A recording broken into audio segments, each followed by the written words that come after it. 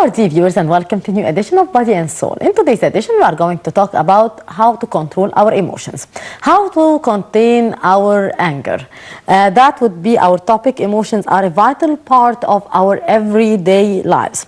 Whether it is a good laugh over a text message, or a fit of anger at work meeting, or anger at home, these ups and downs significantly affect our well-being. Your ability to regulate these emotions in turn affects how people perceive us. Here is a closer look on how to control our emotions.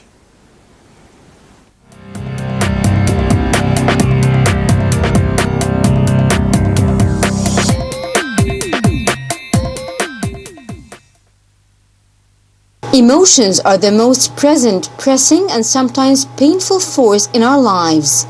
Dr. Carmen Hara says negative emotions like rage, envy, or bitterness tend to spiral out of control, especially immediately after they have been triggered.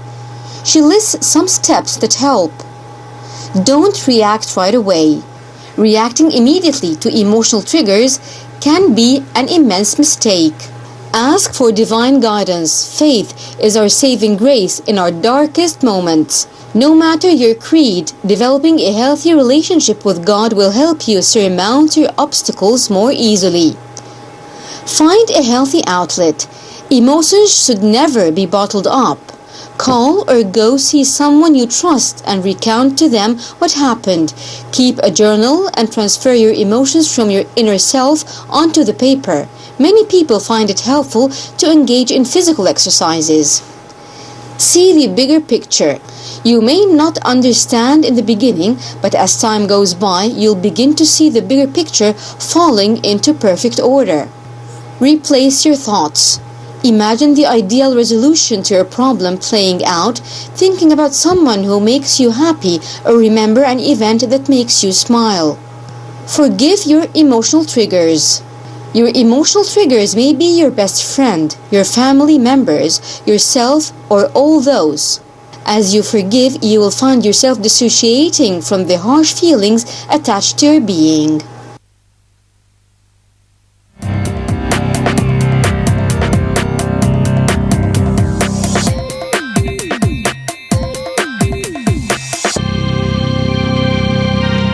Welcome back, our dear viewers. As we have promised at the beginning of this show, that we are going to talk about controlling our emotions. How can we control our emotions? That would be our topic for discussion for today with our dear guest in the studio, Ms. Marwa Saleh. She is an NLP practitioner. Hello. Hello, how are you? Ms. Marwa, to start with, psychologists are uncertain whether emotions are the cause or the result of the way we interpret the world. What's your take on that? Well, actually, emotions are a result of lots of different factors. So, and we have lots of different emotions, be it positive or negative, and then each one tends to classify the emotions, whether positive or negative, based on their own experiences and what they've seen through life and what they've been exposed to all their lives. So maybe something that can happen to me and the same situations happens to you, and the way you interpret it or the way you look at it would be very different. So emotions are basically built on a package of where you're coming from, how you've been brought up, your values and what you've learned about the world. So the way you see the world is going to be very different from a person sitting right beside you, and that's why you would react differently to different situations. Yes, to what extent that develops as we grow older, as we face more experiences in our lives? The way we react to things differs there. Because sometimes we do grow stronger, sometimes we do become more aggressive, maybe.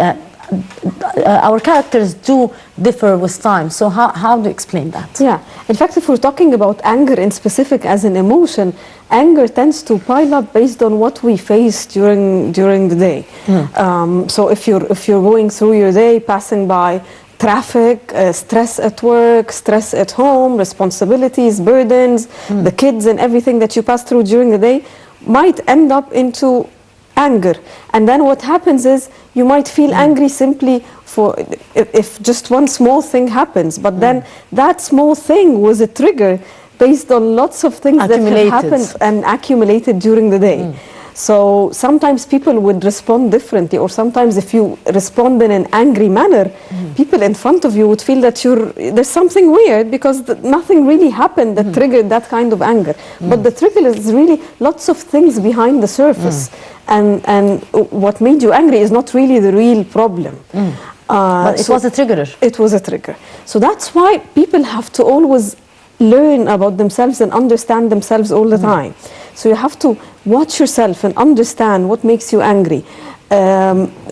Push yourself to do things different before you get too stressed, because once things pile up. Like what, Ms. Marwa? Because sometimes it's out of our control, and sometimes we are not 100% in control of what's going on around us. Of course, yeah. We're not in. I would say it's sort of. It's in our mind. It's our mindset.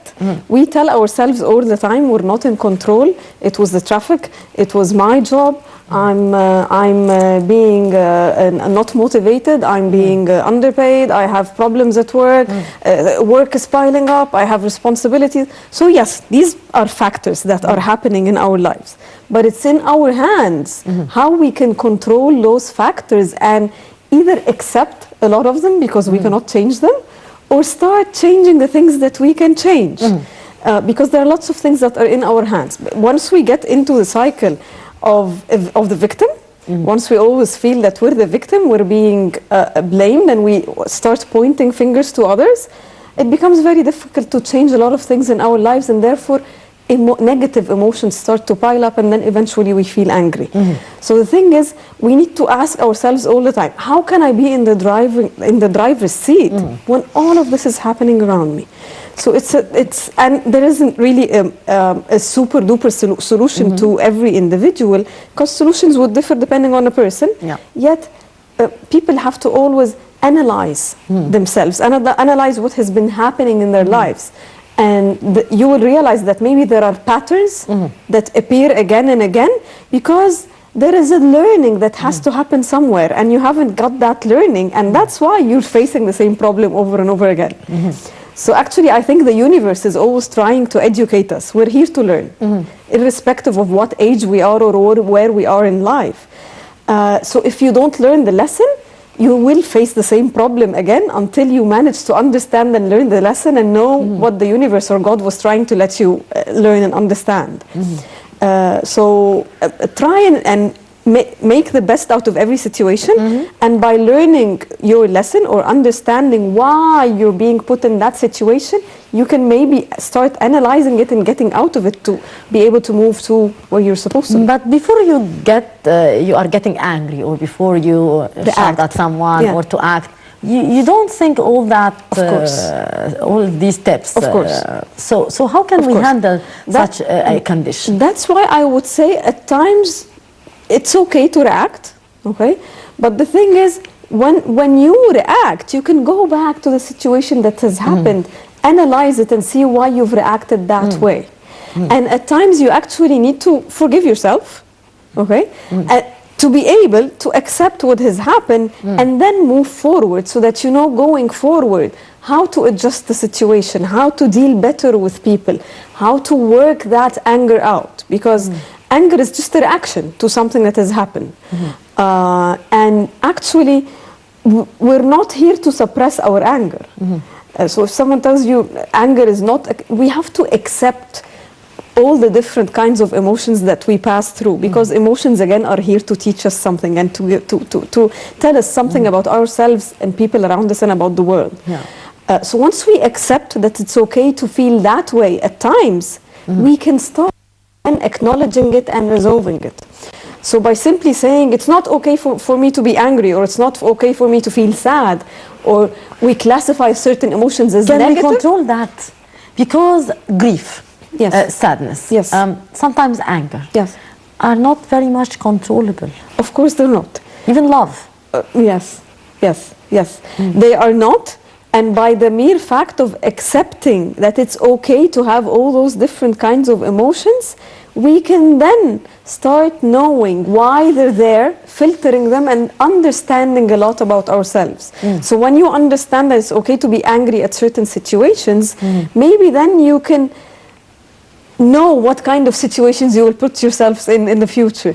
Know what kind of people is okay for you, given your belief system and your culture, it's okay to deal with. And then you start controlling what happens and your future.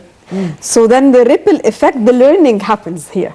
So once you acknowledge, accept, you start learning something about yourself, anger is going to decrease automatically as you go along because you've learned your lesson.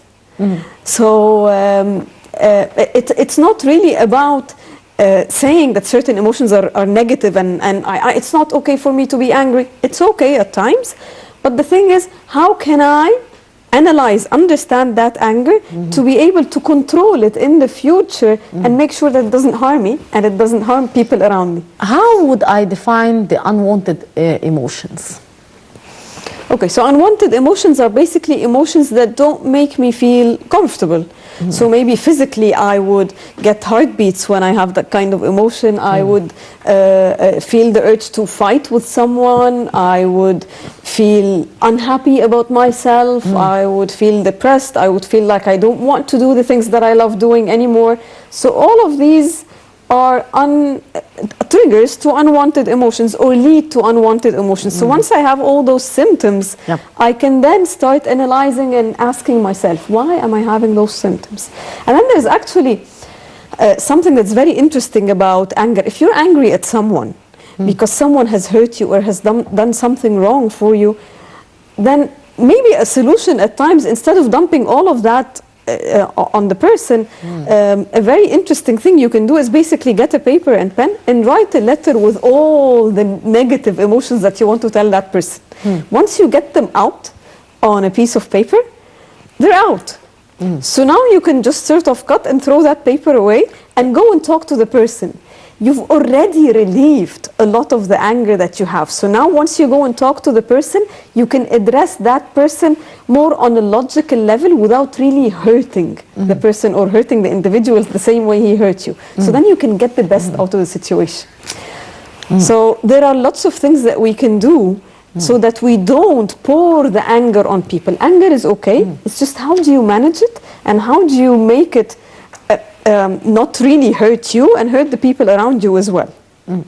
And we are joined over the phone by Dr. Magda Amer. She is an Islamic scholar to shed light about the issue. Dr. Magda. Yes, hello.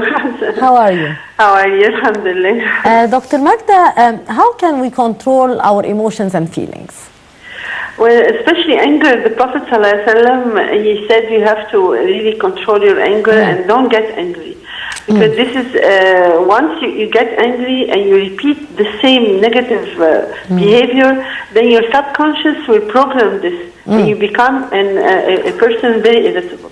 And we don't want this. It's better to abstain and control from the very beginning. Lots of ways to control it. One of these ways is, they said, turn the anger energy into an active energy. Like you can go for a walk, exercise, change your position, take a shower, just change the wherever you are, because and breathe.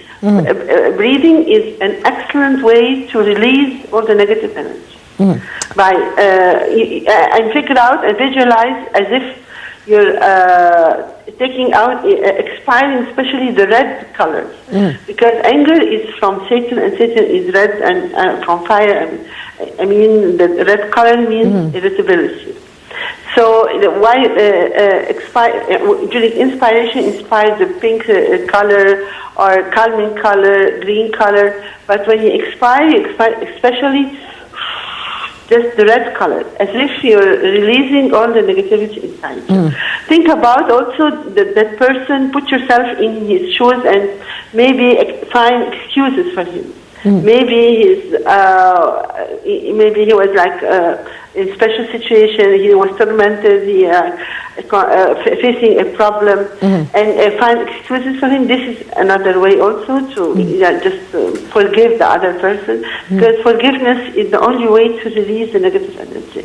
It's calming yourself before the other person. And think about, as we said, always whatever is positive, at least three positive character of the person who caused you harm or whatever, triggering your anger. So the best way is just any three nice things, because the subconscious or the subconscious mind rely on the last information.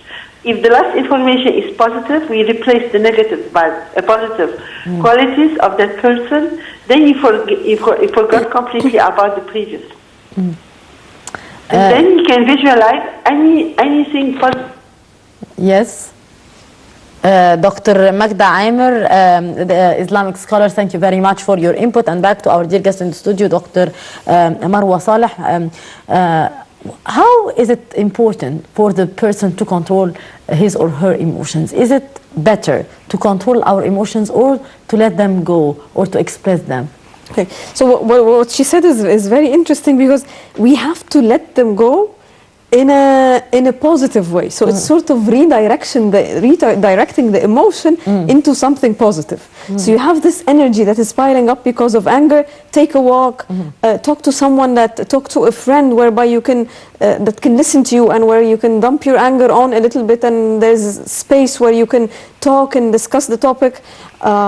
Exercise, do something that you love. So it's sort of redirecting the energy into something else would help you definitely get that anger out and not make it pile and get compressed. So we don't want to compress it, it's just that we want to redirect it. And something very interesting was also said: forgiveness. I know it is very difficult for people to forgive a lot of times, yet it's a miracle, because in NLP we do a lot of forgiveness exercises when people are ready, because there are lots of times when people are not ready to do that. But when you're ready to forgive someone, the exercise is a miracle, because you place people in the shoes of the other person. So when you're sitting on the other side of the table, you try to understand why that person did that thing. What kind of background is he coming from? What has happened? What was positive behind the intention of the person so that he did that? Once you start seeing all of that, it becomes easy to forgive the person. And by forgiving does not mean that you have to be best friends again, for example, but it's just that you forgive. Grudges. Yeah, you just forgive so that you release and can live your life without carrying or piling that anger up again. But is that possible? Because sometimes the hurt is quite severe. Yes. And to let go and to forget, that would require a lot of time. Of course. That's why I'm saying when people are ready, because a lot of times people are not yet ready to forgive. So what's beautiful about NLP is you take people step by step. If you're not ready to forgive right now, maybe you still need to work or sort other things out, work on yourself, understand your emotions. And then once you're ready, you've passed a couple of stages, then we can come to forgiveness. But it's not that all of a sudden you can forgive, of course not. So when, Marwa, should people start to let go of their feelings? When it's the right time? Whenever you feel that they're hurting you, they're causing you harm, you cannot live with that pile up. It could be reflected negatively on you. On physically and mentally. Mentally, emotionally, on your performance. It's not doing you any good. So that's when you need to sort of evaluate your life, evaluate your emotions, and start acknowledging them so that you work on each emotion individually. What's your advice for the people who are sometimes too nervous? They are not capable of controlling their angers and their feelings. As an NLP practitioner, what tips do you give your patients? So step number one is basically they need to ask themselves why they're nervous. Okay, so now once I know where the nervousness is coming from, I start treating the root cause. So it's not like I'm treating the nervousness itself, we're treating what triggered the nervousness. So be it a situation, people that you deal with, work, pressure, and then when you identify that, you start working on that step by step. Okay, maybe resolving a problem would help. Maybe calming down, limiting the amount of responsibilities that you have, maybe confessing to someone, maybe communicating. So it depends on why you're nervous. So once you analyze, it becomes easy to resolve the situation and then work on it. how do you see the fact that some of us from the very early ages are emotional and others are not? Is it generic? Yeah, no, actually people are different, and the way NLP looks at people is you analyze people in terms of patterns. So people are either auditory, and the auditory people are the ones that are very planned. They're very logical. Everything happens scientifically through logic. They listen very well. They're very much on time. So people that are very, very systematic, the auditory people. And then there's another kind of people that are kinesthetics. The kinesthetics are the very emotional ones. And you'll find them usually children are very kinesthetic when they're young. So that's why they like to touch things, to play with Play-Doh, to learn through touch. They like emotions, hugs and stuff like that. So kinesthetics are the ones that are very emotional. And then a third type of people are the visuals. And the visuals are the people that are very much, when you're teaching someone who's visual, you need to show them a lot of pictures. They have a lot of energy. They like vibrant colors. They're usually the ones that are very outgoing. So by understanding the patterns of people, you can deal with them. The three types at the end of the day have emotions, of course. It's just that the kinesthetics are the ones that show more emotion, that can get their emotions out to the world more. So by knowing that, you know how to deal with the three different types of people. Sometimes we do meet people that we feel that they are not having much of emotions. They are not Static. Yes, they are not capable maybe of love or showing love, or maybe some people they do tell me, no, we are not capable of loving. Of course, they might love their children by nature or something like that, but they are not capable of loving a spouse maybe, or a female or a male. Yeah. Some people are very strong, maybe the very strong character. Are these people trying to hide the real emotions, or some people they do not have real strong emotions? Yeah. Some people are trying to hide certain emotions, or have been hurt, or have certain past traumas. That's why they're putting that shield around them. And then they feel that they're now secure and protected by not showing any emotions and by showing that they're strong. In fact, they're not that strong. If you break that shield, vulnerable. Yeah, down there, they're quite vulnerable. And other people are basically not quite good at communicating emotions. So it's not that they don't have emotions, they have emotions, but the way their mind works and the way they function, maybe they're the auditory, so they don't really show a lot of emotions. So it's not that emotions don't exist, it's just that they're being channeled differently. And by understanding them, you can push them to get those emotions out, or simply accept the fact that by saying certain gestures or words, that's how emotional they can get.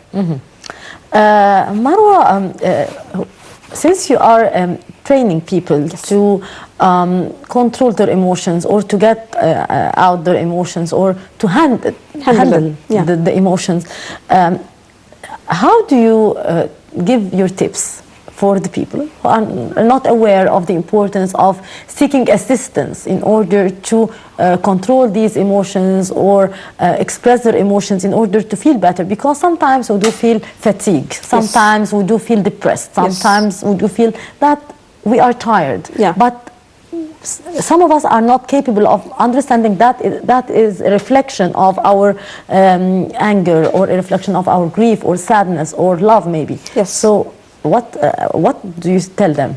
Yes, so I basically tell people, once you feel that, you feel tired, you feel stressed, you feel you have fatigue, that you don't know why it is there. So I would say step number one, try to seek help.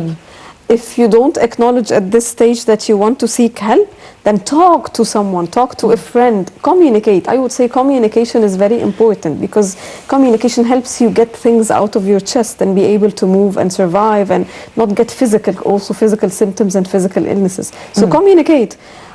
For some people, if that step is still a bit difficult, communicate through writing. Just write down your How that emotions. would help, Mar? The writing? The writing actually helps you get things off your chest. So if you write a letter, or write your emotions, or write how you feel at the end of the day, and then read them out loud and look at them, you feel you got something out of your chest. So if you're not yet ready to talk to someone or go and seek help, writing down in itself has lots of healing powers. Just Okay. write down the whole issue or headlines or... Write everything that you can. Get things off your chest. And then another thing that you can do, which is step 2 after writing, once you write things down and read them out loud, try to see what was positive in the situation. Why were those feelings there? And how can I look at things positively? Now, once you have them in front of you, maybe you can find lots of positive things, lots of blessings that you haven't been seeing before getting that out of your chest. Dr. Marwa Saleh, our NLP practitioner, thank you very much for your precious input, and always a pleasure to have you with us. Thank you very much. And with that, our dear viewers, we come to the end of this edition of Body and Soul. Hope you have enjoyed it. Until we meet again, Mahistira.